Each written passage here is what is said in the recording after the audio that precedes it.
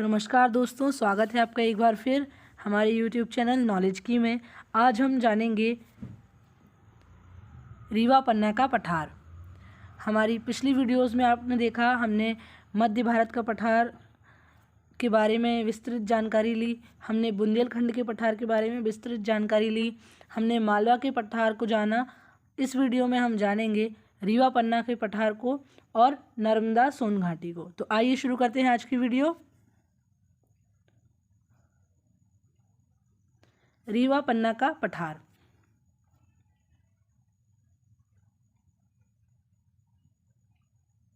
ये देखिए, ये है मध्य भारत का पठार, ये है मालवा का पठार और ये है रीवा पन्ना का पठार।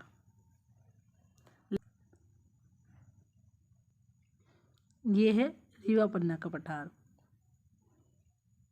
इसकी सबसे कैमूर पर्वत श्रेणी आती है इसके अंतर्गत।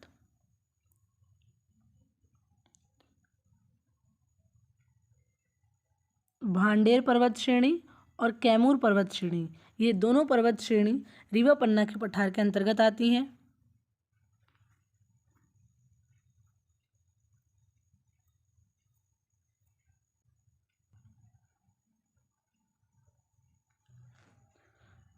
तो रीवा पन्ना का पठार। रीवा पन्ना का पठार विंध्य शैल समूह से निर्मित है। विंध्य शैल समूह से ये पठार निर्मित है, जो कि त्रिकोणीय पठारी है। ये एक त्रिकोणीय पठारी है। इस पठारी में अत्यधिक कागार, दरार, भ्रंश घाटी का निर्माण हुआ है। रीवा पन्ना का जो पठार है, इसमें सबसे ज़्यादा कागार हैं, दरार हैं और भ्रंश घाटियाँ हैं। भ्रंश घाटी मतलब कि रिफ्ट वैली, जिसके कारण विंध्य कागार प्रदेश भी इसे कहा जाता है। रीवा पन्ना के पठार को और किस नाम से जाना जाता है, तो वो है विंध्य कागार प्रदेश। विंध्य कागार प्रदेश के नाम से रीवा पन्ना का पठार जाना जाता है। ये प्रश्न भी पूछ चुके हैं ब्लॉक डेवलपमेंट ऑफिसर 2016 में। इसका विस्तार पन्ना, दमोह, सागर, रीवा, सतना जिले में है। इसका क्षेत्र लगभग 31,900 किलोमीटर है स्क्वायर पर है, जो कि प्रदेश का कुल क्षेत्रफल का 10.37% है। सागर जिला मालवा के पठार, रीवा पन्ना का पठार तथा बुंदेलखंड के पठार के अंतर्गत आता है। देखते हैं हम सागर जिले को।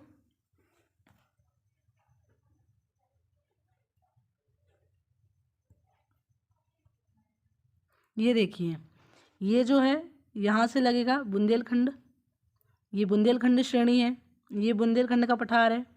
ये पूरा जो है ये मालवा के पठार है, मालवा के पठार के अंतर्गत आ रहा है ये पूरा हिस्सा।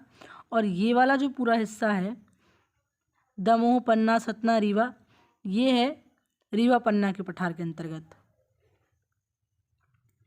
तो ये जो है ये सागर जिला है, ये सागर जिला है, जो कि बुंदेलखंड के पठार, मालवा का पठार और रीवा पन्ना के पठार के अंतर्गत आता है।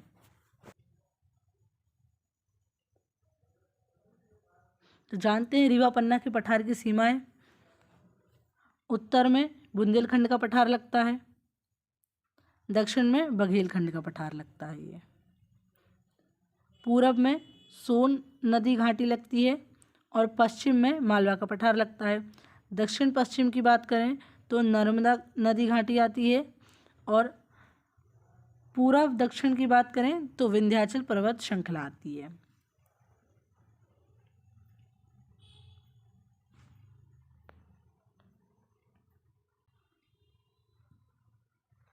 अब देखते हैं औसतन ऊंचाई।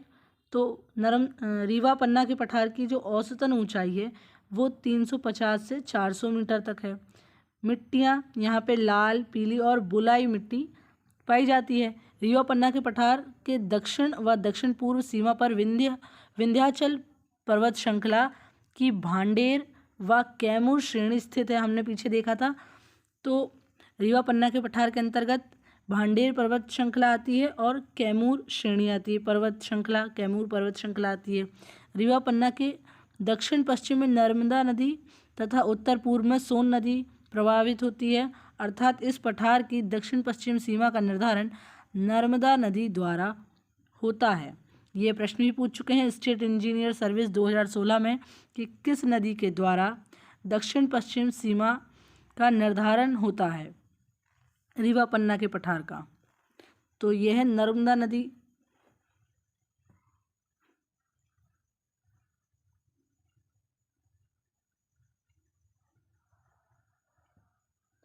अब देखते हैं रीवा पन्ना के पठार के अंतर्गत टोंस, बीहड़, औदा, महाना, सोन, केन और बिछिया आदि नदी प्रभावित होती हैं। ये आपको याद रखना है कि रीवा पन्ना के पठार के अंतर्गत कौन कौन सी नदियाँ का प्रभावित क्षेत्र है।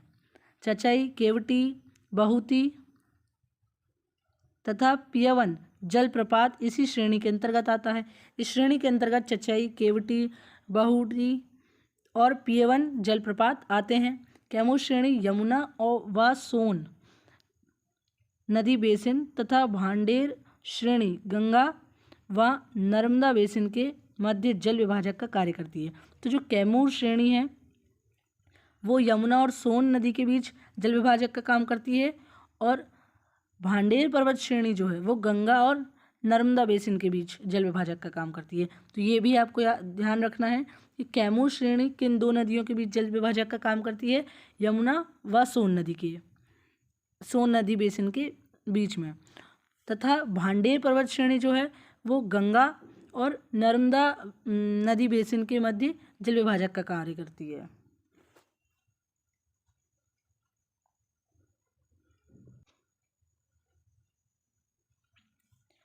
विंध्याचल पर्वत पहाड़ी की टूट फूट श्रृंखला से बना हुआ है जिसकी औसतन ऊंचाई 500 मीटर है। विंध्याचल पर्वत पहाड़ी जो है या विंध्याचल पर्वत श्रृंखला जो है ये टूट फूट श्रृंखला से बना हुआ है, मतलब जो पहाड़ियों की जो टूटी फूटी श्रृंखला थी उससे बना हुआ है। इसकी औसतन ऊंचाई 500 मीटर है। 500 मीटर है।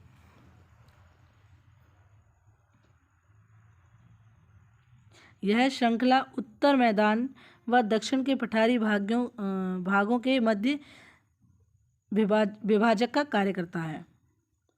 अब बात करते हैं नर्मदा सोन घाटी की। ये देखिए, ये जो है यहाँ से ये दिख रही होगी आपको मैप में, ये है नर्मदा नदी और ये लिखा भी है नर्मदा नदी बेसिन, जिसका क्षेत्रफल 86,000 वर्ग किलोमीटर है, जो कि मध्य प्रदेश के कुल भाग का 26% भाग है। मध्य प्रदेश का जो टोटल एरिया है उसका 26% ये कंट्रीब्यूट करता है। आइए जानते हैं इसके बारे में।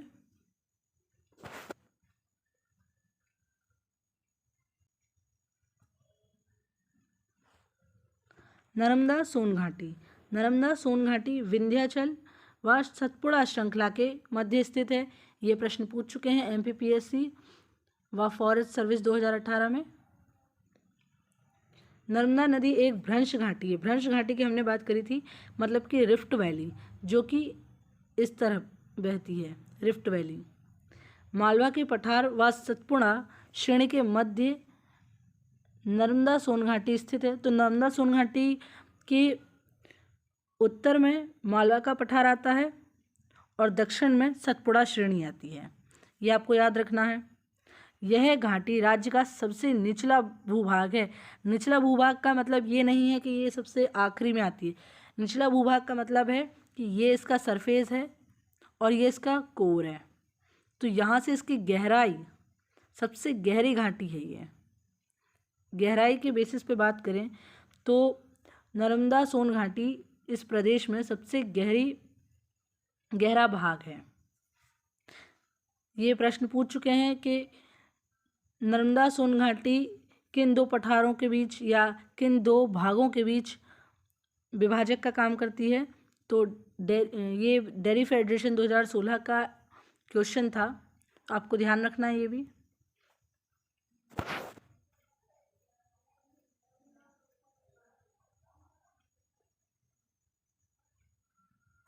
औसतन ऊंचाई, तो नर्मदा सोन घाटी की औसतन ऊंचाई 300 मीटर है। MPSI 2017 में पूछा गया है। औसतन वर्षा की बात करें तो 70 से 140 सेंटीमीटर यहाँ वर्षा होती है। मिट्टियाँ गहरी काली मिट्टी नर्मदा घाटी में, नर्मदा घाटी का जितना भी क्षेत्र है उस क्षेत्र में गहरी काली मिट्टी पाई जाती है, और सोन घाटी का जितना भी क्षेत्र है उसमें लाल मिट्टी पाई जाती है। नर्मदा घाटी क्षेत्र में सर्वाधिक उत्पादन के कारण इसे राज्य की अन्न पेटी भी कहा जाता है। तो ये भी आपसे पूछ सकते हैं कि राज्य की अन्न पेटी किसे कहा जाता है, तो ये है नर्मदा घाटी, क्योंकि यहाँ पर जल अच्छा मिलता है, जो पानी है वो अच्छा मिलता है, जिससे सिंचाई का काम अच्छा होता है और उत्पादन यहाँ से फिर सर्वश्रेष्ठ होता है। इसीलिए इस क्षेत्र को, ये जो नर्मदा घाटी का क्षेत्र है, इसे राज्य की अन्न पेटी कहा जाता है।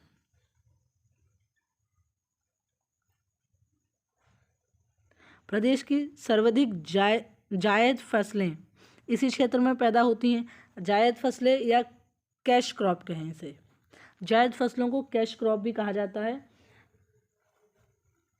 मतलब कि सब्जियां वगैरह जो हैं, फल वगैरह जो हैं,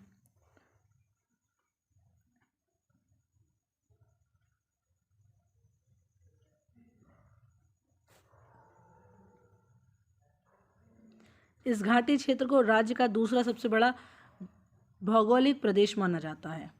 नर्मदा सोन घाटी को राज्य का सबसे बड़ा दूसरा भौगोलिक प्रदेश माना जाता है, क्योंकि पहला जो भौगोलिक प्रदेश है सबसे बड़ा राज्य का जो माना जाता है वो है मालवा का पठार। मालवा का पठार आपने देखा सर्वाधिक विस्तार है पूरे प्रदेश का। अगर हम निकालें तो सबसे बड़ा जो भौगोलिक क्षेत्र है वो मालवा का पठार है। उसके बाद नर्मदा सोन घाटी है। इसका कुल 86,000 किलोमीटर स्क्वायर क्षेत्र है। यह प्रदेश का लगभग 26% भूभाग में फैला हुआ है। इसका विस्तार अनूपपुर, होशंगाबाद, मंडला, डिंडौरी, नरसिंहपुर, जबलपुर, कटनी, रायसेन, सीधी, खंडवा, खरगोन, सीहोर, धार, बड़वानी व अलीराजपुर तक है। इस क्षेत्र में सर्वाधिक गोंड, कोरकू तथा बैगा जनजाति प्रमुखता से निवास करती हैं। तो ये भी एक पॉइंट है जो आप बहुत महत्वपूर्ण है कि गौड़, कोरकू तथा बैगा जनजाति कहाँ निवास करती है, या उनका प्रमुखता से जो स्थान है जहाँ वे निवास करती हैं वो कौन सा प्रदेश है, कौन सा भौगोलिक प्रदेश है, तो वो है नर्मदा सोन घाटी। दोस्तों, आपको ये वीडियो अच्छी लगी होगी तो चैनल को लाइक, शेयर एंड सब्सक्राइब करना ना भूलें। मिलते हैं अगली वीडियो में। धन्यवाद।